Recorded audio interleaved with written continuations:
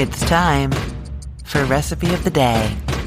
So after cottage cheese queso dip went viral on TikTok, it wasn't my recipe, this was a while ago, I was super excited because I love queso, but I always eat way too much of it, and this seemed like a nice way to get my queso fix, but have it be a little bit healthier. And I love cottage cheese, and you know how much I love that whipped cottage cheese dip that I told you about. Also, it's heaven, it's addictive. So I really was super excited about this queso.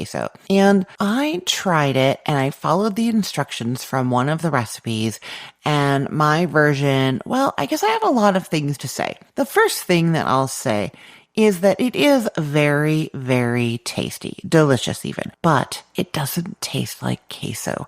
It tastes more like a cream cheese taco dip. You know, the like classic taco dip that's like cream cheese and sour cream with taco seasoning, and then you put like shredded cheddar cheese and lettuce and tomato. I have a recipe for that I can link to if you don't know what I'm talking about.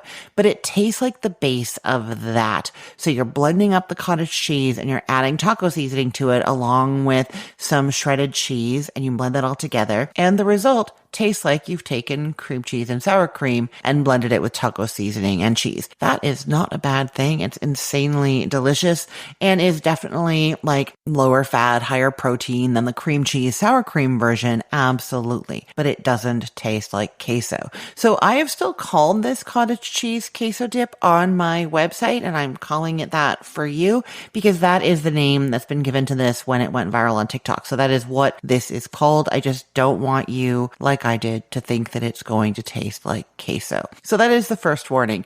I guess there's a lot of warnings that go along with this tip.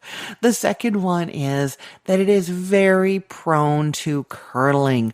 Cottage cheese just doesn't hold up really well when you try heating it, when you add acidic things to it. So I think it's best to just have it cold. It's a delicious tortilla chip dip, just like that cold taco dip kind of thing. You're going to love it. Now, if you want to heat it up, and people on the internet are heating it up, and they just seem to have way more success than I have, and I've tried a lot of things. If you are going to do it, you can do it over low heat on the stove or in intervals in the microwave. Just be prepared. It might curdle on you. So you blend it up. I'm going to tell you how in a minute, but you blend it up. It's all nice and smooth. And then you put it in your saucepan or in your microwave safe bowl, and you warm it up, and then it curdles. Now you need to know that if it curdles, it's still perfectly safe to eat. It just doesn't look very nice. And then the same thing goes for adding anything acidic to it. If you want to add like some Rotel or diced tomatoes, you know, like when you're making the sort of classic Velveeta queso kind of thing, right? Then if you add those in there, it's going to curdle too, probably. It did for me anyways.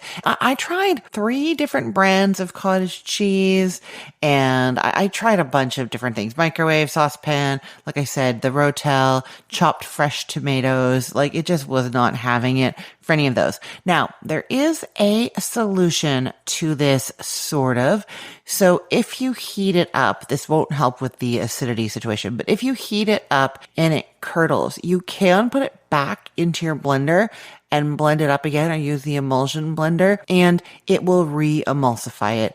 But I just find like it's kind of a pain, and it doesn't get like actually hot, right? Like you get it kind of warm, it curdles, you transfer it to the blender again, blend it up, it's already like cooling off, you know? So anyhow, those are all of my caveats for this dip. It's still really tasty though, and definitely worth making if you need like a nice snack that has those, I don't know, cheesy flavors that you want, but you're looking for something a little bit leaner. This is a great option. And of course, it would be wonderful in that taco dip instead of the sour cream cheese stuff. So that is a great thing to keep in mind also. So what you're doing is measuring 2 cups of cottage cheese into a food processor or strong blender, along with a cup of shredded Monterey Jack cheese.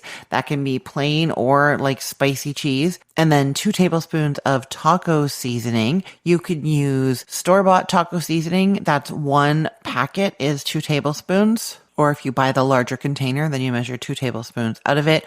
Or you can make your own. And I'm going to link to my homemade taco seasoning recipe for you.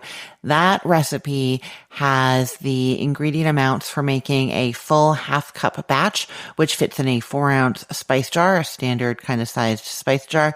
But it also has the amounts for just making 2 tablespoons, which I'm going to tell you now in case you just want to add it directly to your cottage cheese and cheese mixture. So it's 1 3/4 of a teaspoon of ground cumin, 1.5 teaspoons of onion powder, 3/4 of a teaspoon each of garlic powder and dried oregano, and then 1/2 teaspoon each of chili powder and paprika, either smoked or the plain sweet, and then 1/4 teaspoon of cornstarch and 1/8 of a teaspoon of salt. So you could just add that to your cottage cheese and Monterey Jack in your blender, and then you put the lid on, puree until very smooth, scraping down the sides often. It's going to take a few minutes. Like, you just keep going and scrape it down every now and then, and it just gets like shiny smooth. You'll see. Now, this is where things get optional. You can try heating that up, transfer it to a medium saucepan and heat it over low heat until warmed. And just remember, you might end up having to put it back into the blender. Okay, that is my recipe for cottage cheese queso dip with all of its warnings. I'm really interested to see what you think. If you try it, please come back to the recipe and leave a comment. Let me know, because I really want to know what kind of success people are having with this. It's tasty, but it's weird, you know? I will put the link to the recipe in the show notes for this podcast episode, or you can head to cookthestory.com/ROTD and get it there. Everything there is arranged by date, so it's helpful to know that today is March 14th of 2025. And yeah, like I said, if you make this, come back to that recipe and let me know what you think. And really, if you've made any of the recipes from either of my websites and loved them, I would love it if you would help me out and come and leave a comment and a 5-star rating, which helps other people find my site and helps me build and grow my business. They see those 5 stars when they're searching for recipes on Google, and they're more likely to click over, and that really helps me out. So if you've made something and loved it from either thecookful.com or cookthestory.com, go back to that recipe, leave the comment, and don't forget the 5-star rating. And I want to know what you think, so make sure you leave a comment too. Thank you so much. I really appreciate it. I'm Christine Pittman from cookthestory.com, thecookful.com, the all-new chicken cookbook, and from this podcast, Recipe of the Day. I hope you have a great day. Let's get cooking.